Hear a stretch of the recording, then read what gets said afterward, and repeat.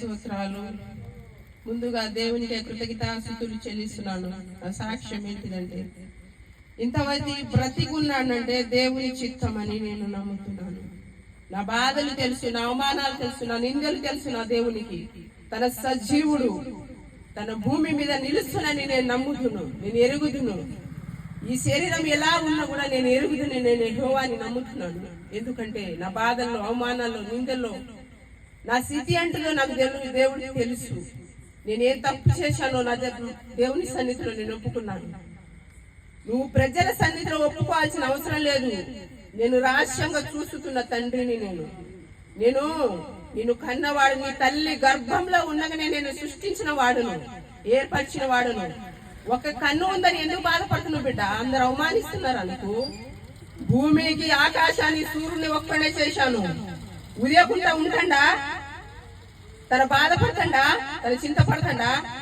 నువ్వు దేని ప్రజల వైపు చూసి బాధపడుతున్నావా? లోకం వైపు చూసి బాధపడుతున్నావా?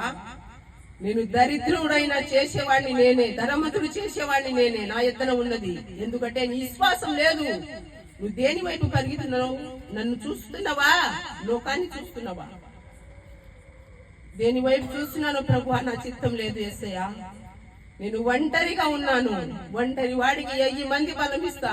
ఇప్పుడు చేనికి పోయి రావాలంటే వస్తా. నేను అక్కడ ఏ పనైనా చేసి వస్తా. ఎందుకంటే నా దేవుడు నాకు ఎలుగై ఉన్నాడు, తన సత్యమై ఉన్నాడు. సత్యమైన దేవునికి ఈ క్షణమైన నేను ఏది చేసినా సిద్ధంగా ఉంటాను.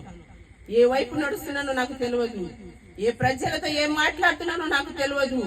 ప్రభువా, నీ చిత్తమైతే ఈ మందిరం కట్టబడాలి. ఇది నా చిత్తము కాకూడదు. ఈ ప్రజల్ని బాధపెడుతున్నానా? నేను ఈ లోకాన్ని బాధపెడుతున్నానా? ఇక్కడ ఉన్న ప్రజల్ని నేను బాధ పెట్టానా? వాళ్ళకి బాధపడిన విషయం ఇక్కడ జరగకూడదు ప్రభు అని ఏడుకుంటున్నాను.